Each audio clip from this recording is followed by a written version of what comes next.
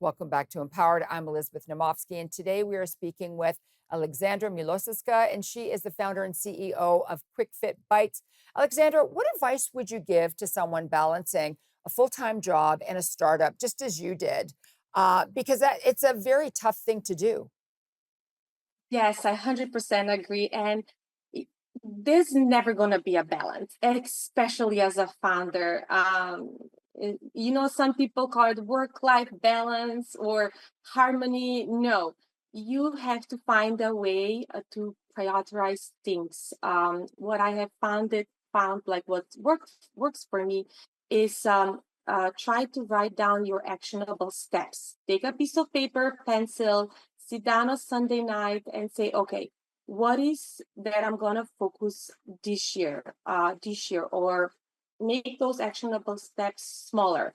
What's coming this week? What's coming for this quarter? And they also have to be in blocks. Like, what are you focusing on your business? What are you focusing on your personal level, family level? And as well as incorporate going outside for events, connecting with other people, networking. But I feel the most valuable bucket will be personal. Find time for yourself, especially as an entrepreneur. It's very hard. You are constantly running around, and as a mom, you're either with the kids or sports or house. Find the time for yourself. Go for that walk, listen to that music, read to that book, learn something, and also find a way to go out and network with other open-minded female founders that they don't have to be in your same segment. Sometimes you can learn from people who are into coaching business, or someone who is in finance. How do you improve yourself? You know, those are really good words of wisdom because a lot of people, a lot of women think, I'm too busy. I can't take time out for myself. But we all need that downtime to allow our brains to just chill for a little bit. And networking, I mean, that's how you and I met. We met through a mutual friend, Meto, through networking. It's very important to do that for ourselves. And you're right.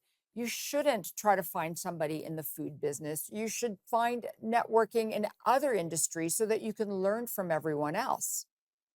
Absolutely, I totally agree. And yes, feed yourself first, so then you can be ready to go out there and you can focus on the business. You can focus on your family, but you need to fuel yourself first. Yeah. So, let's talk about some sacrifices. What sacrifices did you have to make to build Quick Fit Bites? And what made those sacrifices worth it for you?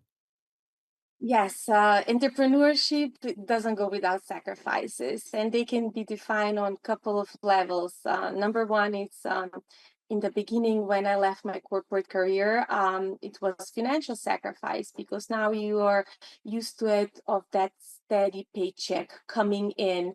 You don't have that anymore, so you have to figure things out where you're gonna be coming, where that income is gonna be coming. How you do you substitute? I feel for me was cutting on some of the expenses that we as a family had and take those expenses and put them as an investment in the business. Another sacrifice is the personal. You have to spend time in, it's not spending time, but it's investment time in your business. If it's a late at night staying and learning about the business, doing the market research, working on that business plan or marketing plan. And the last one I feel is going to be the personal sacrifice that you have to do. Sometimes you can attend that event, family gathering. You have to go to certain event. So everything comes. You have to pick and choose what are you doing. But all those sacrifices are opportunities. They're investment for future. So, before we go to commercial break, I want to ask you what's one skill or quality you believe every female founder should develop to succeed? Resilience. Resilience. Number one is resilience. I can count maybe like five or six other ones. And also, you have to be really good at the finances. Know your numbers as an entrepreneur. Know what's coming in, what's going out, and what's left. You can take that and you can reinvest in the business.